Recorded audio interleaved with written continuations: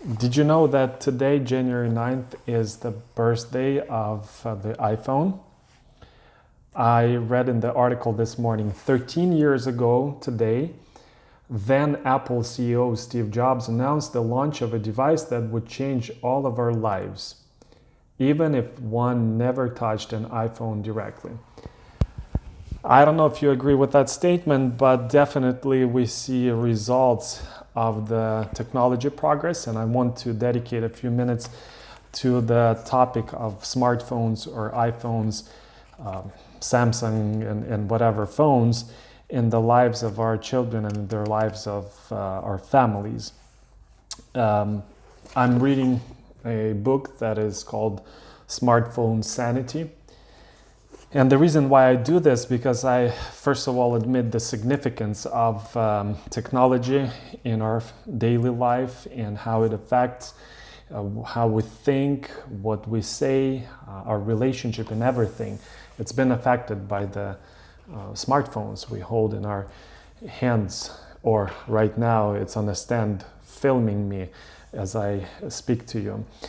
And I also want to admit the problem, because smartphones are not just smart on their own. There's a designer, there are designers, and there's agenda that designers and business people have while they sell these devices, smartphones, iPods, iPads, and so on and so forth. So the problem is that these devices, they truly affect our spiritual, emotional, even physical well-being.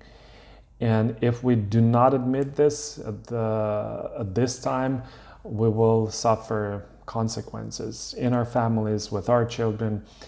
I'm not saying that smartphones are bad, cursed, and so on, but I'm saying that we need to take this invention seriously and to prepare our children for the life with the technology on a daily basis. So how do we train our children? First of all, we need to be aware of the positive and negative, like with anything.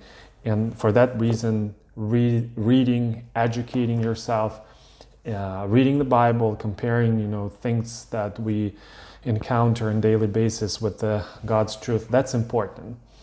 In order to train our children, we need to train ourselves first.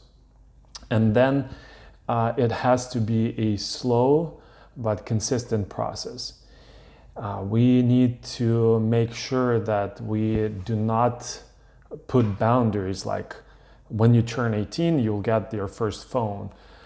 And then the child or teenager gets that phone and they don't know what to do with it. Or things like, they barely start walking or not even walking, and parents give them smartphones. They watch educational videos or Christian videos, stuff like that, without any control or filtering. We need to make sure that this process of introducing technology is slow but intentional, and we do it the right way. And in this video, it's not my purpose to teach you how to do these things. Like I said, there's literature, there are organizations, Christian organizations, that do it in a good way. And I would like to recommend the books that I'm holding, Smartphone Sanity, especially if you have teenagers or younger students.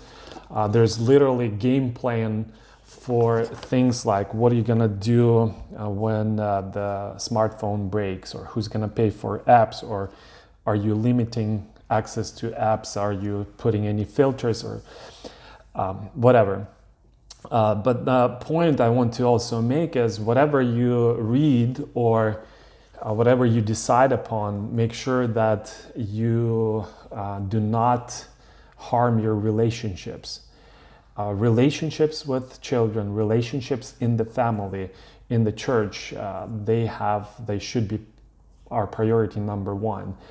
And we need to do everything with love. We cannot just install filters and put all these guidelines and rules without building relationships with the children and explaining them, like with anything else, explaining what is good and what is bad and what's the purpose of this whole training. And then, like with driving, for example, we don't tell our kids, oh, when you're going to turn 16 or 18, you're going to get your driver license and then you will drive the car. No, we train them. We let them sit, in the passenger seat and then at the wheel, and then we let them drive in the parking lot. And eventually they take the test, and if they don't pass, they get more training, and eventually they become drivers on their own. In the same way, we treat things or handle things that are maybe even of more importance than driving on the road. Because these days, internet access and other virtual things, virtual reality, it's quite a dangerous area, and we need to be aware of the things that happen and train our children to live with God's fear in mind and walk before the Lord and do everything what they do, including using smartphones in the right way. So I hope, like with anything else, if you want to borrow a book that I just introduced, or if you want to ask any questions or give some suggestions that will help others, please email or call me, and may God bless you. I'm praying for you, for your families. May God abundantly bless you.